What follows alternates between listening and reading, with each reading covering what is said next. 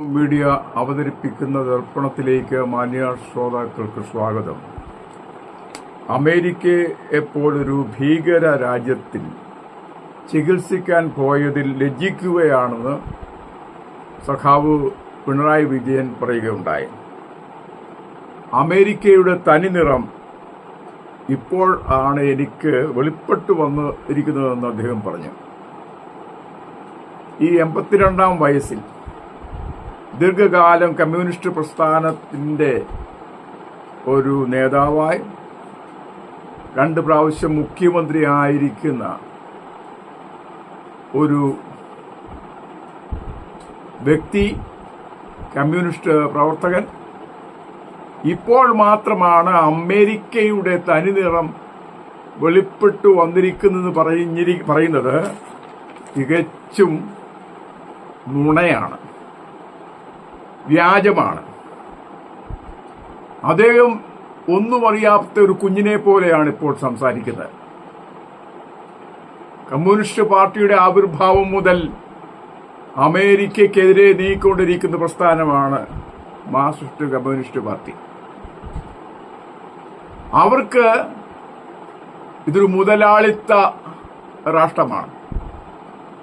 എന്നാൽ ഇന്ന് ശരിയായ മുതലാളിത്തം വച്ചു പുലർത്തുന്നത് അമേരിക്കയേക്കാൾ കൂടുതൽ കമ്മ്യൂണിസ്റ്റുകാരാണെന്ന് പറയേണ്ടിയിരിക്കുന്നു.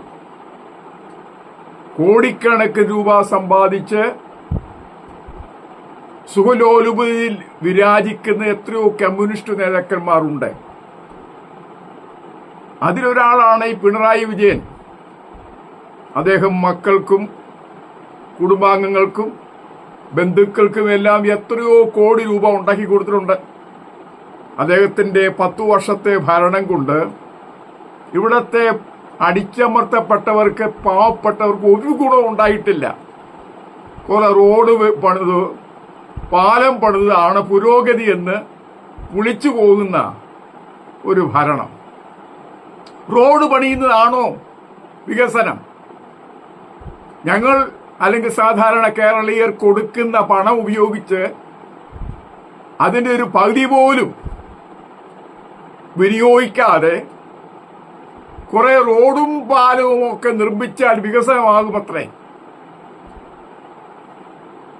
സാമ്പത്തിക രംഗത്ത് യാതൊരു അറിവുമില്ലാത്ത ഇതുപോലെയുള്ള ഭരണകർത്താക്കൾ കേരളത്തിന്, നമ്മുടെ രാജ്യത്തിന് ശാപമാണ്. വേറെ ഒരു നേതാവുണ്ട്, എം സ്വരാജ്. 40 ലക്ഷം രൂപയുടെ അമേരിക്കൻ നിർമ്മിത കാറിലാണ് യാത്ര ചെയ്യുന്നത്. എന്നിട്ടും വാതോരാതെ അമേരിക്കയെ അപഹസിച്ചുകൊണ്ടിരിക്കുകയാണ്. മറ്റൊരു സാമ്പത്തിക വിദഗ്ധനുണ്ടത്രേ, തോമസ് ഐസക്. അദ്ദേഹത്തിന്റെ കുടുംബം സമേതം അദ്ദേഹം അമേരിക്കയിൽ പോവുകയും ഭാര്യയെയും മക്കളെയൊക്കെ അവിടെ താമസിപ്പിക്കുകയും ചെയ്യുകയാണ്. അദ്ദേഹത്തിനും ഇതൊരു കുത്തക മുതലാളി രാഷ്ട്രമാണ്. അങ്ങനെ എത്രയെത്ര സഖാക്കൾ തങ്ങളുടെ മക്കളെ വിദേശ രാജ്യങ്ങളിൽ പഠിപ്പിക്കുന്നു. മറ്റൊരു പട്ടികജാതി നേതാവുണ്ട്, ബാലൻ. ഇപ്പോഴും ബാലനാണ്, 75 പിന്നിട്ടിട്ടു. അദ്ദേഹത്തിന്റെ മക്കൾ എവിടെയാണ് പഠിച്ചത്? ഇവരെല്ലാം കുറ്റപ്പെടുത്തുന്നത് അമേരിക്കയെയാണ്. അമേരിക്ക ഏതോ വലിയ പാതകം ചെയ്തു, ഭീകര രാഷ്ട്രമാണത്രേ. എന്നാൽ ലക്ഷക്കണക്കിന് ആളുകളെ കൊന്നൊടുക്കിയ, അടുത്ത കാലത്ത് പോലും 40,000-ൽ പരം സ്വന്തം ജനതയെ കൊന്നൊടുക്കിയ, സ്ത്രീകൾക്ക് ഒരു സ്വാതന്ത്ര്യവും അനുവദിക്കാത്ത, ഏതാനും മുടിയിഴകൾ കണ്ടാൽ ഉടനെ കൊല്ലുന്ന ഒരു ഭരണാധികാരി ഉണ്ടായിരുന്നു, അയത്തുള്ള ഖൊമനി. അദ്ദേഹം ഈ കമ്മ്യൂണിസ്റ്റുകാർക്ക് ഒരു ഭീകരനല്ല. അമേരിക്കയും അതുപോലെയുള്ള മുതലാളിത്ത രാജ്യങ്ങളും അവരുടെ പടത്തലവന്മാരും ഒക്കെ ഇവരുടെ ദൃഷ്ടിയിൽ ഭീകരന്മാരാണ്. വാസ്തവത്തിൽ കേരളത്തിലെ ഭീകരന്മാർ മാർക്സിസ്റ്റ് പാർട്ടി നേതാക്കന്മാർ തന്നെയാണ്. അമ്പലം കൊള്ള ചെയ്യുന്നു, ബാങ്കുകൾ മൊത്തത്തോടെ അടിച്ചുകൊണ്ടുപോകുന്നു. രക്തസാക്ഷി ഫണ്ട് പോലും തട്ടിപ്പ് നടത്തിക്കൊണ്ടുപോകുന്നു. കൂടാതെ എത്രയെത്ര അഴിമതികൾ നടത്തുന്നു. അവര് കൊഴുത്ത് ചീർത്തിരിക്കുക. എന്നിട്ട് വീണ്ടും ഒരു മൂന്നാം ഊഴത്തിന് വേണ്ടി കാത്തിരിക്കുക. 82 വയസ്സായി. ഇനിയെങ്കിലും അദ്ദേഹം വീട്ടിൽ പോയി മക്കളുടെ കൊച്ചുമക്കളെ ഒക്കെ നോക്കി സ്വൈര്യമായി ജീവിച്ചുകൂടെ? മാർക്സിസ്റ്റ് പാർട്ടിയിൽ യുവജനങ്ങളില്ലേ? കഴിവുള്ളവരില്ലേ? ഈ പടുയുദ്ധം മാത്രമാണോ ഭരണകാര്യം നിർവഹിക്കുവാൻ യോഗ്യൻ? 56 വയസ്സുള്ളപ്പോൾ സർക്കാർ ജീവനക്കാരൊക്കെ പെൻഷൻ പറ്റും. ഇത് 82 ഈ പ്രധാനപ്പെട്ട ദൗത്യത്തിൽ നിന്ന് ഒഴിഞ്ഞു മാറാൻ താല്പര്യപ്പെടാത്ത ഒരു നേതാവ്. അദ്ദേഹത്തിന്റെ ശവം പോലും ആ കസേരയിൽ കെട്ടിയിടണമെന്ന് അദ്ദേഹം ആഗ്രഹിക്കുന്നുണ്ടാവാം. അപ്പം വിരളി വിളിച്ച് നടക്കുകയാണ്. അധികാരം നഷ്ടപ്പെടുന്നു എന്ന ഭീതിയിൽ.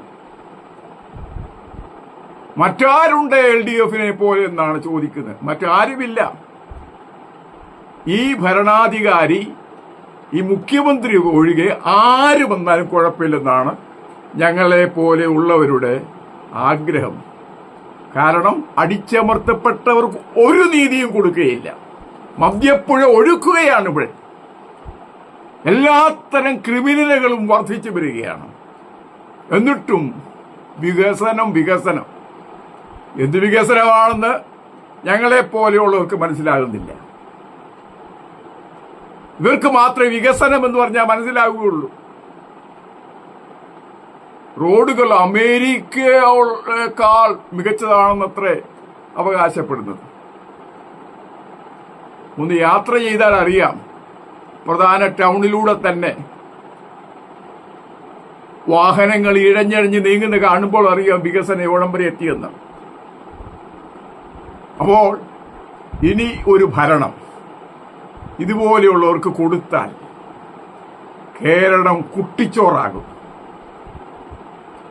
ആരംഭിക്കുമ്പോൾ 10 വർഷം മുമ്പ് ഉണ്ടായിരുന്ന കടത്തേക്കാൾ എത്ര ഇരട്ടി വർദ്ധിച്ചു.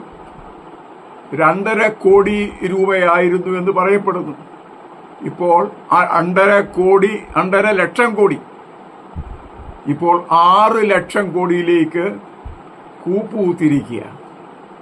വരും തലമുറയുടെ തലയിൽ പോലും കടബാധ്യത കെട്ടിവെച്ചിട്ടാണ് അദ്ദേഹം പറയുന്നത് വികസനം വികസനം വികസനം. അപ്പൊ ഇതിനൊരു മാറ്റം ആവശ്യമാണ്. ജനങ്ങൾ ഇതിനെതിരെ പ്രതികരിക്കണം, വോട്ട് ചെയ്യണം.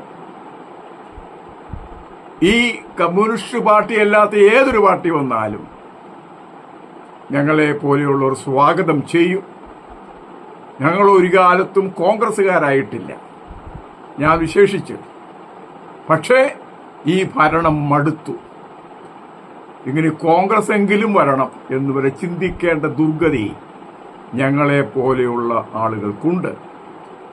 ആഗമം മീഡിയ അതിന്റെ പ്രവൃത്തി തുടർന്നുകൊണ്ടിരിക്കും, വിമർശനം തുടർന്നുകൊണ്ടിരിക്കും. ഇതിനെ ഇഷ്ടപ്പെടുന്നവരുണ്ട്. ഞങ്ങളെ പ്രോത്സാഹിപ്പിക്കുക. ഇനിയും രാഷ്ട്രീയ സാമൂഹ്യ രംഗത്തെ പുഴുക്കുത്തുകൾ ഞങ്ങൾ സധൈര്യം അവതരിപ്പിക്കും. നിങ്ങളുടെ സഹായ സഹകരണങ്ങൾ സാദരം ക്ഷണിച്ചുകൊള്ളുന്നു.